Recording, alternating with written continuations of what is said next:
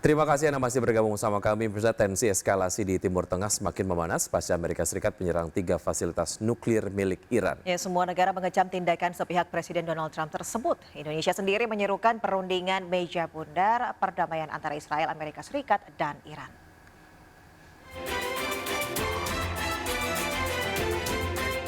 Presiden Prabowo Subianto mengumumkan sejumlah Menteri Kabinet Merah Putih beserta Panglima TNI Jenderal Agus Subianto dan Kapolri Jenderal Listio Sigit Prabowo dalam rapat terbatas di Hambalang, Bogor, Jawa Barat. Rapat terbatas ini secara tegas membahas kondisi global terkini termasuk meningkatnya tensi eskalasi konflik Israel-Iran, ditambah lagi keterlibatan Amerika Serikat. Dalam akun Instagram Sekretariat Kabinet, pertemuan dilakukan di sebuah ruangan dengan meja bundar, dikelilingi Presiden Prabowo dan jajaran menteri. Terlihat pula Menteri Koordinator Bidang Politik dan Keamanan Budi Gunawan, serta Menteri Luar Negeri Sugiono. Pertemuan terbatas Hambalang ini membahas perkembangan kondisi global dan dampaknya terhadap Indonesia.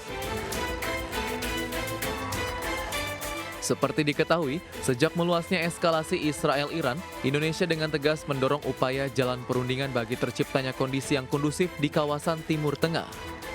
Langkah strategis telah disiapkan pemerintah, termasuk antisipasi ditutupkan Selat Hormuz di Iran yang menjadi jantung perdagangan dan jalur logistik global. Dari Jakarta, IDX Channel.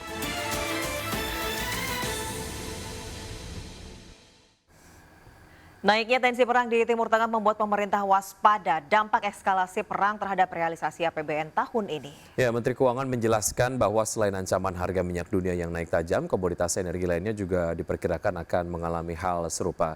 Meningkatnya eskalasi perang di Timur Tengah bukan hanya berpengaruh pada stabilitas global, namun juga membuat realisasi APBN tertekan. Menteri Keuangan Sri Mulyani Indrawati menjelaskan bahwa eskalasi perang Timur Tengah akan mendorong harga komoditas energi dunia melonjak. Sri Mulyani menyebut bahwa pemerintah tetap mewaspadai gejolak perang yang terjadi sebab dampak kenaikan harga komoditas energi tetap harus diperhitungkan. Bukan hanya dampak dari sisi belanja APBN, dampak pada penerimaan APBN harus dijaga. Di sisi lain, potensi kenaikan harga rata-rata minyak nasional akibat lonjakan harga minyak dunia juga dipengaruhi realisasi lifting minyak nasional.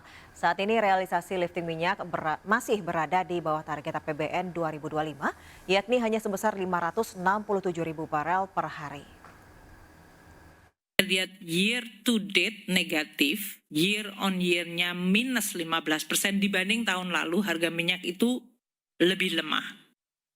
Namun dari beberapa hari semenjak terjadinya perang Iran dan Israel, terjadi spike tadi yang kita lihat, yang merah itu menanjak tinggi banget. Demikian juga dengan batu bara, yang kalau kita lihat dari Januari sampai dengan akhir Mei, harganya itu menurun 16%. Kalau dibandingkan tahun lalu, harga batu bara itu turunnya bahkan 21%.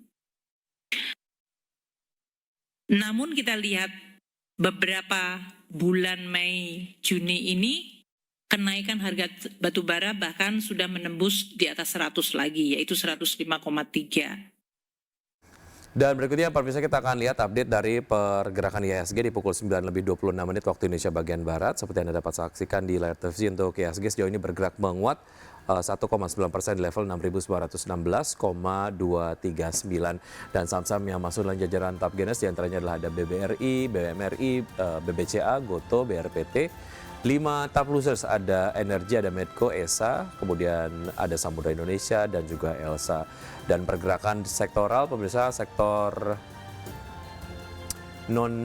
sektor finance.